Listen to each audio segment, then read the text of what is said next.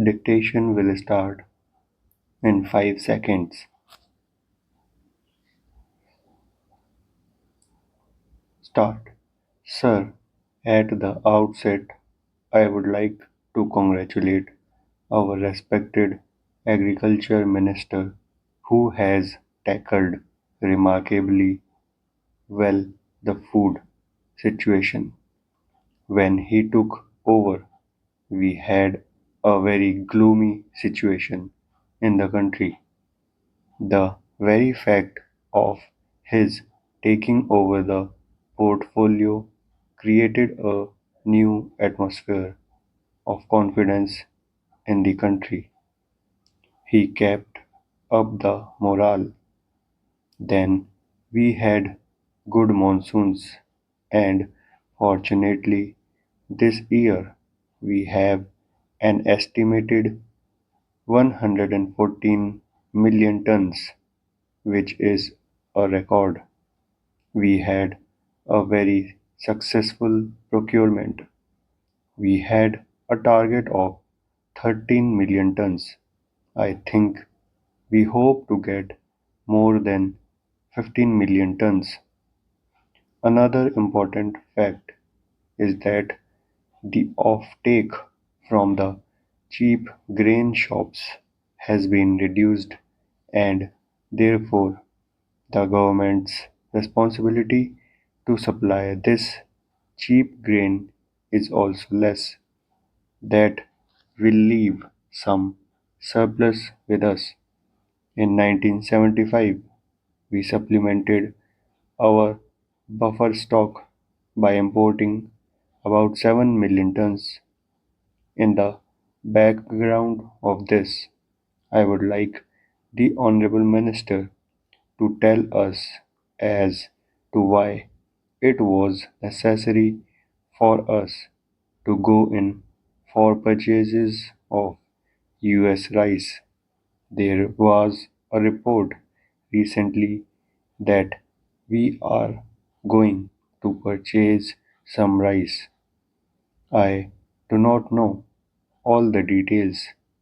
Why was it necessary, especially when we have been cheated before? We have filed a suit for an amount of 20 crore dollars, which is a big amount. In the background of this, why was it necessary to go in for this purchase? The Food Minister may kindly explain to us. Sir, we have heard much about the Green Revolution. It was good as far as it has gone. The main strategy of the Green Revolution has been increase in the area under high-yielding varieties, supply of fertilizers, and changes in the cropping pattern. It is the finding of many economists that the Green Revolution has resulted in creating a rich class at the cost of the poor marginal farmers and landless laborers who are mostly of scheduled castes and scheduled tribes. The situation became so serious that at one stage the then Home Minister warned the country that unless adequate efforts were made, the Green Revolution would turn into a Red Revolution. The fact is that not enough attention has been given to land reforms throughout this period. Why did it happen? There was an eminent American scholar teaching in the Delhi University for some time. He was an expert on agrarian question. He said that no other country had passed so many land reform legislations as India, but in no other country have such legislations been implemented with such defaults as in India. I would lay the blame squarely on the states. Our states have been tardy, have not been very particular about land reforms, and it was exactly on those occasions when the center took the lead that land reforms were implemented. Sir, the point I am laboring at is that the center must make agriculture a central subject. Mr. Deputy Chairman, sir, the annual report of the Ministry of Agriculture and Irrigation claims credit for improvement in the food situation particularly and in the agriculture generally.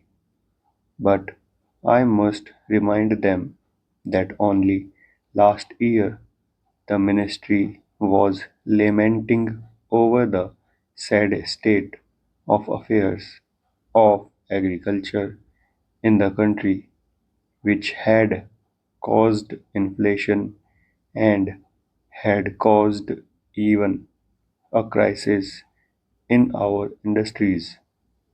Last year, two important reports have been published. First is the report of the National Commission on Agriculture. Second is the report on the census of land holdings. Now, these two reports together given us a long-term perspective of the agricultural situation in the country. According to the report of the National Commission, we can expect to have a comfortable food situation earliest in 1985 and possibly in 2000 AD.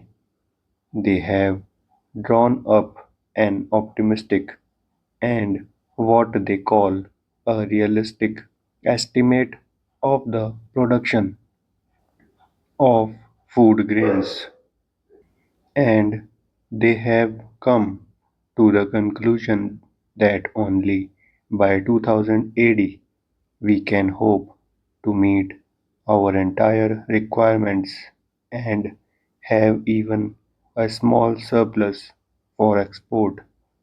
Even this optimism is based on the continuance of certain trends in agricultural production, whose continuance is by no means certain because the census of land holdings clearly brings out that out of 70 million holdings, as many as 35 million are below 1 hectare.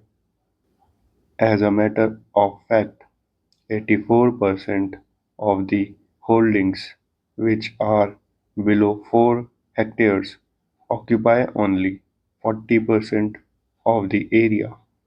On the other hand, less than 4% of the holdings which are more than 10 hectares each occupy about 30% of the area.